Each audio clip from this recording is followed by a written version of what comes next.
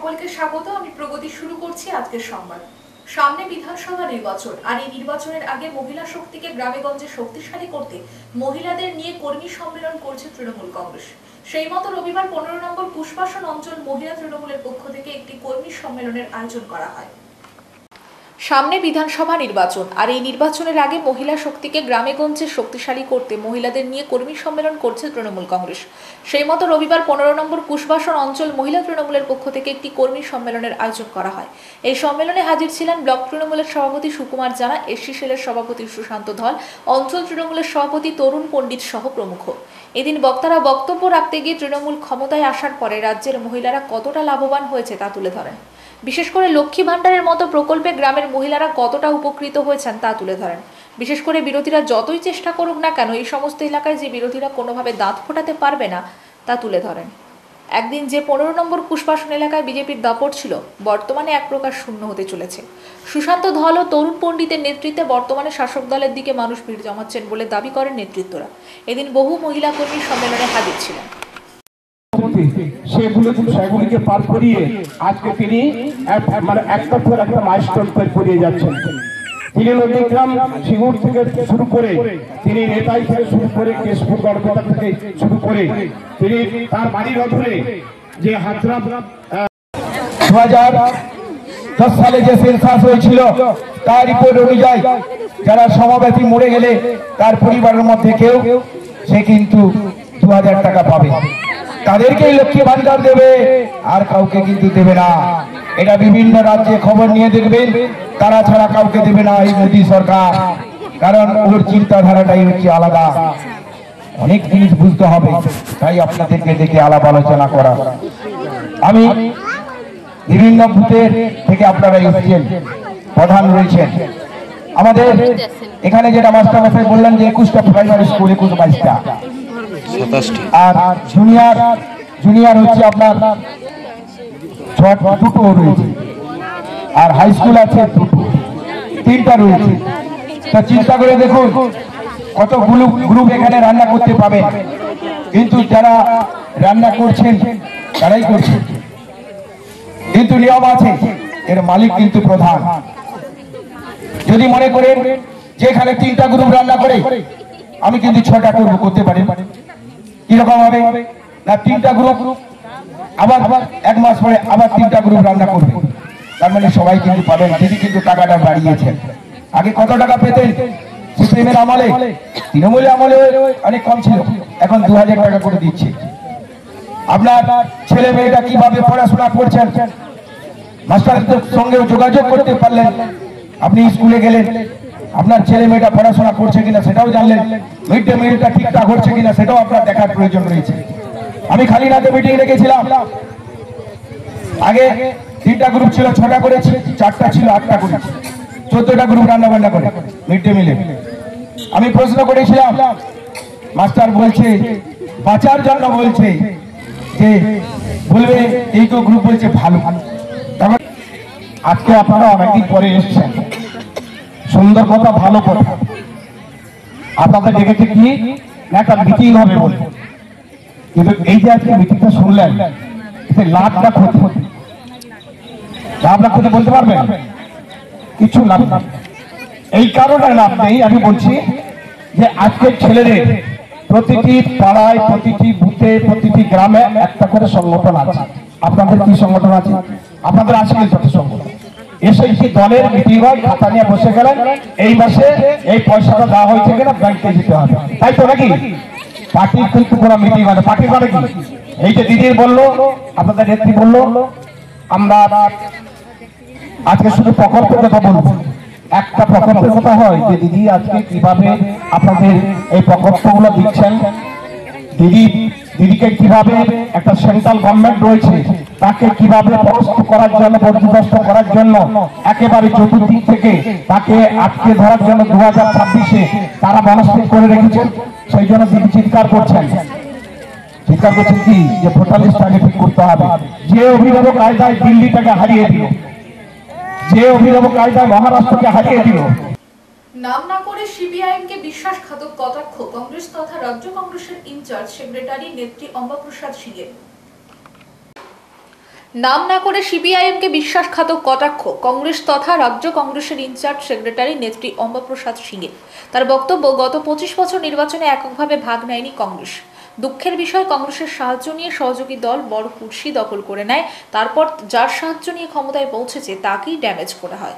Party ভাঙার কাজ করছে, একসাথে যেরকম কাজ করার কথা ছিল সেরকম ভাবে কাজ করেনি। এই বিষয়ে পার্টি সঠিক নির্ণয় নেবে। বক্তব্য রাজ্য জাতীয় কংগ্রেসের ইনচার্জ সেক্রেটারি অম্বাপ্রসাদ সিংয়ের। রবিবার ঝাড়গ্রামের এক বেসরকারি অতিথি নিবাসে কংগ্রেসের রাজ্য সভাপতি অবজারভার সহ জেলার সমস্ত নেতাকর্মীদের নিয়ে আলোচনা সভা করেন। রাজ্য সভাপতি বলেন, সভাপতি হওয়ার পর প্রথম লক্ষ্য যেখানে যেটুকু সংগঠন আছে সেক্ষেত্রে কংগ্রেসকে আরও শক্তিশালী করতে এবং কংগ্রেসকে আরও নিবিড় করতে। অঞ্চল থেকে জেলা স্তর পর্যন্ত নেতাকর্মীদের সাথে বৈঠক। ঝাড়গ্রামে আজও সেরকম কর্মীদের সাথে কথা শুনছি। 2026-এর নির্বাচনকে লক্ষ্য রেখেই কর্মসূচি। রাজ্য কেন্দ্র যে অ্যান্টি পিউপিল কাজ করছে তা তুলে ধরে আন্দোলন সংগঠিত করা। এই কর্মসূচিতে অল ইন্ডিয়া কমিটির সেক্রেটারি জেনারেল সেক্রেটারি তার পাশে আছেন। ইনচার্জ সেক্রেটারি অম্বাপ্রসাদ সিং উপস্থিত আছেন ঝাড়গ্রামে। জেলাকে সাংগঠনিক দিক থেকে শক্তিশালী করাই লক্ষ্য। তৃণমূল বিজেপি ম্যাচ ফিক্সিং করছে, এর পরিণাম পশ্চিমবঙ্গে ডেভেলপমেন্ট বন্ধ, অরাজক পরিস্থিতি তৈরি। শেষ কবে কংগ্রেসের রাজ্য সভাপতি সহ নেতৃত্ব জেলা স্তরে সাধারণ কর্মীদের কথা শুনেছেন তা জেলার কংগ্রেস কর্মীদের নিয়েই মনে পড়ল না। তবে আজকের এই উদ্যোগে খুশি জেলার নেতা কর্মীরা। प्रोपेगेंडा है, अपना एजेंडा है, जो उनका बस जो मोटिव है वो जनहित नहीं है। तो ये सारा चीज हम लोग देख के और अपने लीडरशिप को सारा चीज से अवगत कराएंगे ताकि हमारे वर्कर्स का सम्मान हमेशा बना रहे। वही हमारा प्राथमिकता, वही हमारे लीडरशिप का भी प्राथमिकता रहेगा। इस बार का जो विधानसभा वोट है उससे पहले देखा गया कि कांग्रेस वाम का साथ जोड़ किया हुआ था। इस बार भी क्या जोड़ का साथी की? देखिए, हमने बताया कि हम एज अ एआईसीसी सेक्रेटरी और हम अलग अलग जिला हमको बंगाल का चार्ज मिला है, तो हम लोग जा रहे हैं, असेसमेंट कर रहे हैं, लोगों से अपने वर्कर्स से सुन रहे हैं, क्योंकि हमारे लीडरशिप वर्कर्स के हिसाब से वो राय मशवरा लेना चाहते हैं। तो जो भी हमारे कलेक्टिव वर्कर्स का जो सजेशन होगा उसको हम लोग दिल्ली में रखने का काम करेंगे। अभी तक जो हमारे वर्कर्स ने कलेक्टिवली जो भी बोला या पर्सनली आके बोला, हमारे वर्कर्स को परेशान किया जा रहा है, हमारे कांग्रेस के दफ्तरों को कब्जा कर लिया जा रहा है और लगातार इस तरह का गुंडागर्दी हम लोग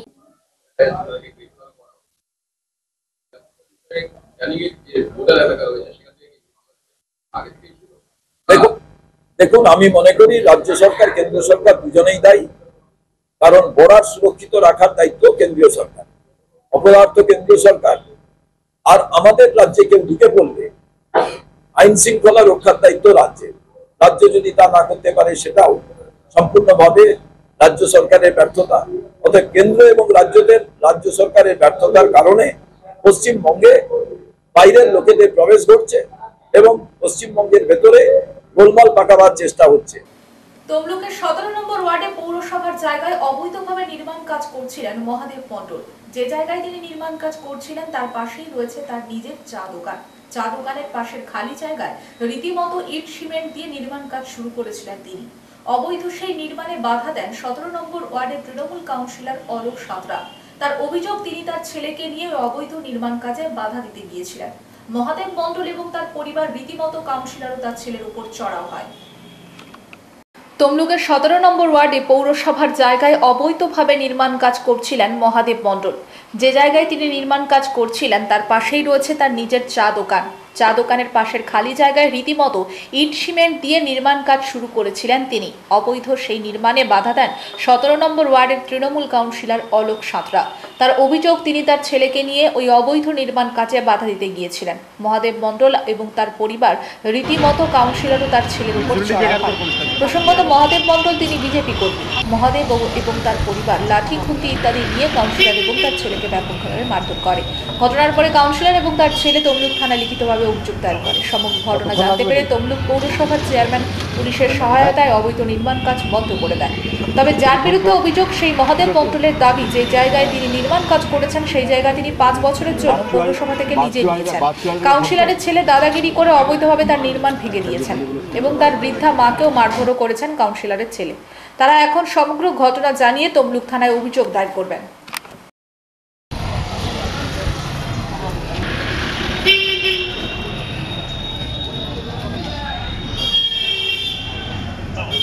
কতক্ষণ লাগবে রে?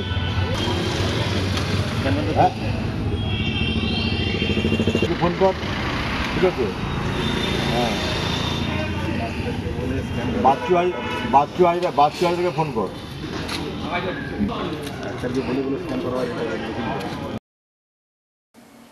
রবিবার সকাল থেকে বাগনান ও দেউলটির মাঝে ট্রেন অবরোধের ফলে নাকাল হলেন যাত্রীরা। ফলে ঘন্টার পর ঘন্টা বিভিন্ন স্টেশনে দাঁড়িয়ে থাকলো বিভিন্ন ট্রেন। উল্লেখ করা যেতে পারে বর্তমানে ট্রেন পরিষেবা নিয়ে তিতিবিরক্ত সাধারণ যাত্রীরা। বিশেষ করে প্রতিনিয়ত ট্রেন দেরিতে চলা, মালগাড়িকে আগে পাশ করিয়ে লোকাল ট্রেনকে দাঁড় করিয়ে রাখা, এই ধরনের অভিযোগের পাশাপাশি ছিল স্থানীয় একটি স্কুলের রাস্তা রেলের জায়গায় পড়ে, আর রেল সেই রাস্তা বন্ধ করে দেওয়ায় এই দিন গ্রামবাসীরা রেল অবরোধ করে বিক্ষোভ দেখান। পরে রেলের অফিসাররা ঘটনাস্থলে এসে অবরোধ তোলেন।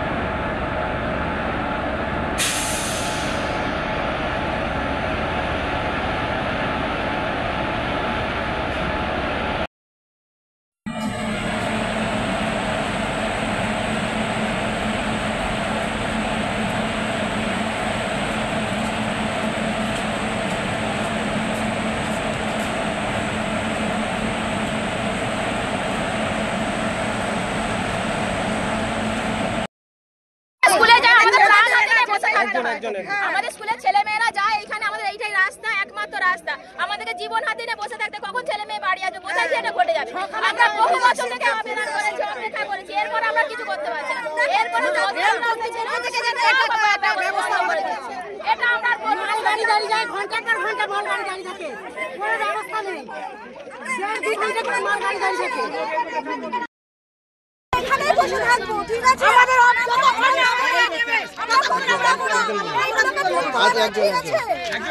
একজন ঠিক আছে, তাহলে আমাদের খুবই অসুবিধা হচ্ছে। আমাদের কোথাও আমাদের স্কুলের ছেলে মেয়েরা যায়, এখানে আমাদের এইটাই রাস্তা, একমাত্র রাস্তা। আমাদেরকে জীবন হাতে নিয়ে বসে থাকতে কখন ছেলে মেয়ে বাড়ি আসবে, কোথায় কি এটা ঘটে যাবে। আমরা বহু বছর থেকে আবেদন করেছি, অপেক্ষা করেছি, এরপর আমরা কিছু করতে পারছি না। এটা আমরা মাল গাড়ি দাঁড়িয়ে যায়, ঘন্টার পর ঘন্টা মাল গাড়ি দাঁড়িয়ে থাকে, কোনো ব্যবস্থা নেই। 1.5-2 ঘন্টা করে মাল গাড়ি দাঁড়িয়ে থাকে। দাঁড়িয়ে থাকবে, রেল লাইনের মাঝখানেই বসে থাকবো, ঠিক আছে?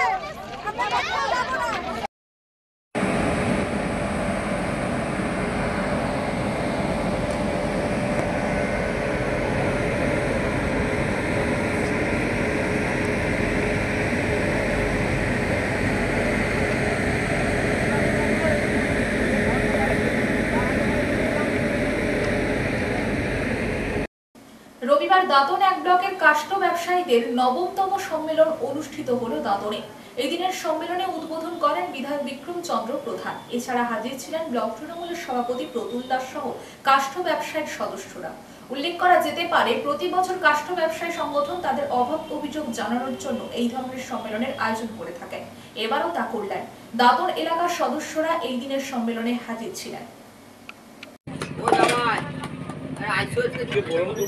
আগে তো কই না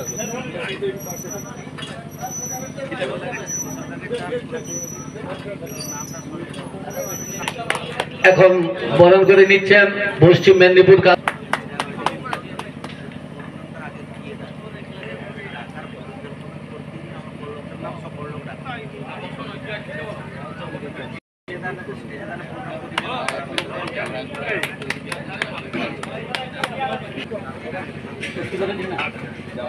এর মহাশয় আপনি স্টেজের সামনে চলে আসুন। শক্তিপদ বাবুকে বরণ করে নেবেন আমাদের সুরজিৎ সাউ।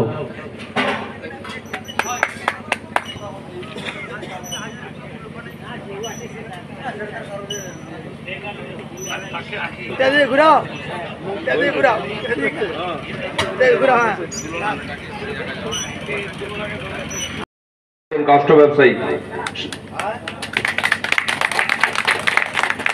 মঞ্চে উপস্থিত আছেন পশ্চিম মেদিনীপুর জেলার খাদ্য কর্মাধ্যক্ষ মাননীয় প্রতুল দাস মহাশয়, উপস্থিত আছেন কাষ্ঠ ব্যবসায়ী যে সমিতি আছে তাদের বিভিন্ন পদাধিকারীগণ উপস্থিত আছেন।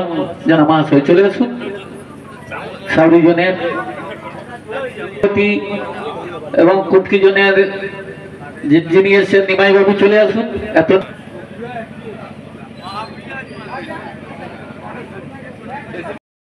আমাদের বিধায়ক, আমাদের সকলের সদ্য পশ্চিমবঙ্গ বিধানসভার বিধায়ক দাঁতনের উন্নয়নের দিশারি সম্মানীয় বিক্রমচন্দ্র প্রধান মহোদয় গুছিয়ে বলেছেন। আমরা গর্বিত। এই দাঁতন কাঠ ব্যবসায়ী সমিতি আমাদেরকে প্রতি বছর আমন্ত্রণ করেন, আমরা প্রতি বছর আসি। কি কারণে আমন্ত্রণ করেন আমি জানি না, কিন্তু তারা আমন্ত্রণ করেন, তারা ভালোবাসেন। সেই গ্রামীণ ডাক্তার সংগঠনের বার্ষিক সাধারণ সভার আয়োজন করা হলো রবিবার পশ্চিম মেদিনীপুরের বেলদা থানার বিদ্যা গঙ্গাধর একাডেমির হলে। গ্রামীণ ডাক্তার সংগঠনের বার্ষিক সাধারণ সভার আয়োজন করা হলো রবিবার পশ্চিম মেদিনীপুরের বেলদা থানার বেলদা গঙ্গাধর একাডেমির হলে। গ্রামীণ চিকিৎসকদের সরকারি প্রশিক্ষণের মাধ্যমে সরকারি স্বীকৃতি প্রদান, গ্রামীণ চিকিৎসকদের ড্রাগ কন্ট্রোল বোর্ডের নির্দেশিকা, পুলিশি হয়রানি সহ একাধিক বিষয়ে এদিন আলোচনা সভা করা হয়। এদিনের এই অনুষ্ঠানে নামি দামি বিভিন্ন চিকিৎসক মণ্ডলীকে এনে একটি আলোচনা সভারও আয়োজন করা হয়, যার ফলে উপকৃত হন এদিনের এই সভায় আসা গ্রামীণ চিকিৎসকরা। বর্তমান সমাজ ব্যবস্থায় গ্রামীণ চিকিৎসকদের গুরুত্ব তুলে ধরে এদিনের এই সভা থেকে সরকারিভাবে বিভিন্ন সহযোগিতার দাবি তোলা হয়। আর এই দাবিগুলি না মানলে ভবিষ্যতে গ্রামীণ চিকিৎসকরা বৃহত্তর আন্দোলনেও যেতে পারেন বলে এদিনের এই সভার মাধ্যমে আওয়াজ তোলেন উপস্থিত নেতৃত্বরা।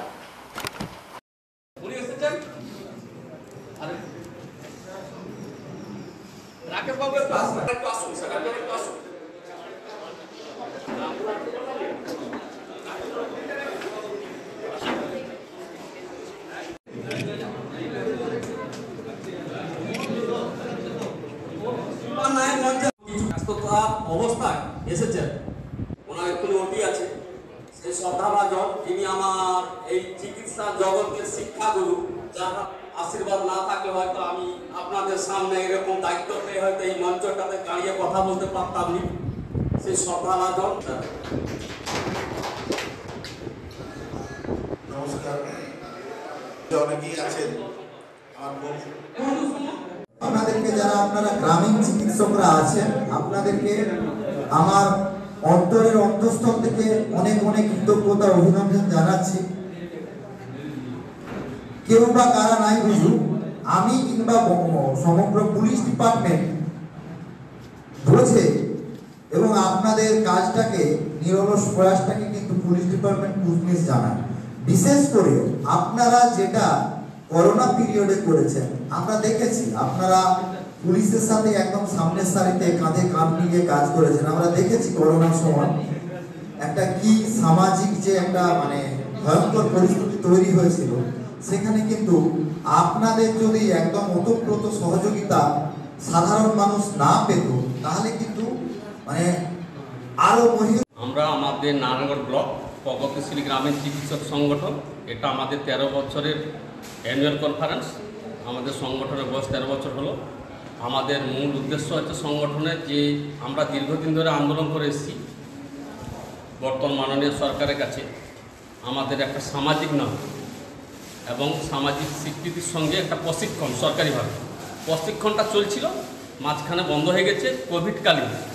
তারপর থেকে আবার ধীরে ধীরে যদিও চলছে আবার বন্ধ হয়েছে, ওইটা যাতে নতুনভাবে চলে এবং সেই সঙ্গে ওই বন্ধ হওয়া প্রশিক্ষণ যাতে মেদিনীপুরে না করে প্রত্যেকটি ব্লক হাসপাতালে যদি করা হয় তাহলে আমাদের খুব দ্রুততার সহিত সমস্ত যারা এই প্রশিক্ষণের আওতায় যাদের নাম গেছে তারা খুব তাড়াতাড়ি প্রশিক্ষণটা পেতে পারবে। এই উদ্দেশ্যে আমরা প্রতি বছর আন্দোলন করে থাকি, এবছরও ওই আন্দোলন করছি।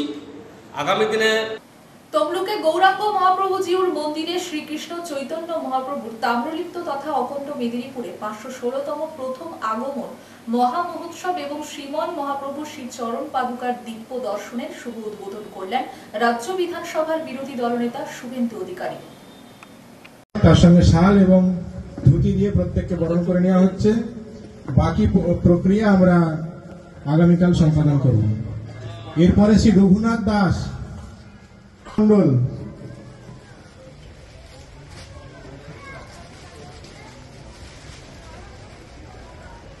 শ্রী কার্তিক প্রামাণিক দাস এবং শ্রী দীপক বেরা দাস।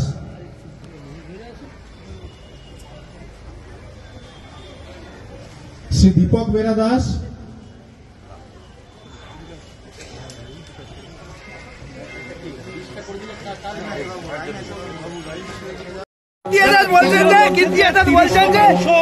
ওষুধই হচ্ছে নকল। প্রধানমন্ত্রী জনঔষধি যোজনায় যে ওষুধ দেওয়া হয় তার 30% নাকি নকল বলছেন কীর্তি আজাদ।